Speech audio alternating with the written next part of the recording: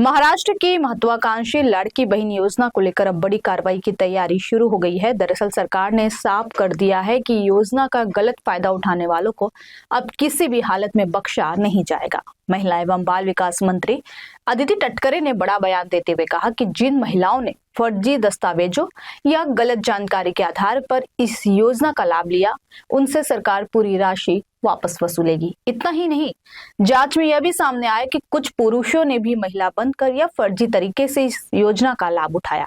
ऐसे लोगों से भी अब एक एक पैसा वापस लिया जाएगा। दरअसल राज्य सरकार की यह योजना महिलाओं को आर्थिक रूप से मजबूत बनाने के उद्देश्य से शुरू की गई थी, लेकिन अब इसमें गड़बड़ियों और फर्जी लाभार्थियों के मामले सामने आने लगे। इसी को देखते हुए सरकार ने सख्त रुख अपना लिया।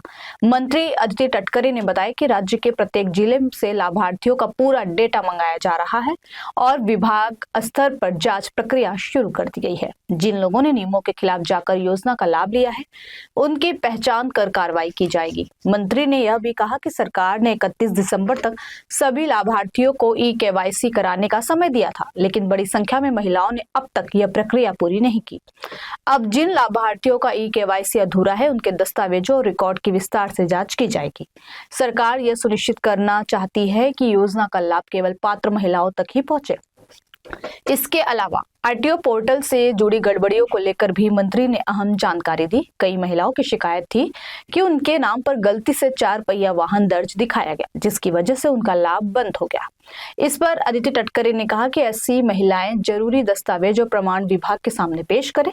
सत्यापन प्रक्रिया पूरी होने के बाद अगर शिकायत सही पाई गई तो उनका बंद किया गया लाभ फिर से शुरू कर दिया जाएगा। गौरतलब है कि सरकार के इस फैसले के बाद अब उन लोगों में हड़कंप मच गया है जिन्होंने गलत तरीके से योजना का फायदा उठाया था। माना जा रहा है कि आने वाले दिनों में बड़े स्तर पर जांच और रिकवरी अभियान चलाया जा सकता है। सरकार का कहना है कि योजनाओं में पारदर्शिता बनाए रखना बेहद जरूरी है। पात्र लोगों का हक किसी भी कीमत पर छीना नहीं जाने दिया जाएगा।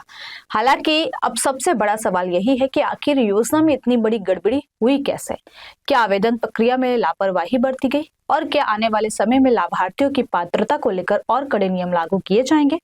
फिलहाल इतना तय है कि महाराष्ट्र सरकार अब लाड़की बहन योजना में किसी भी तरह की अनियमितता को लेकर बिल्कुल सख्त नजर आ रही है और गलत तरीके से सरकारी मदद लेने वालों पर शिकंजा कसने के लिए पूरी तरह से तैयार है।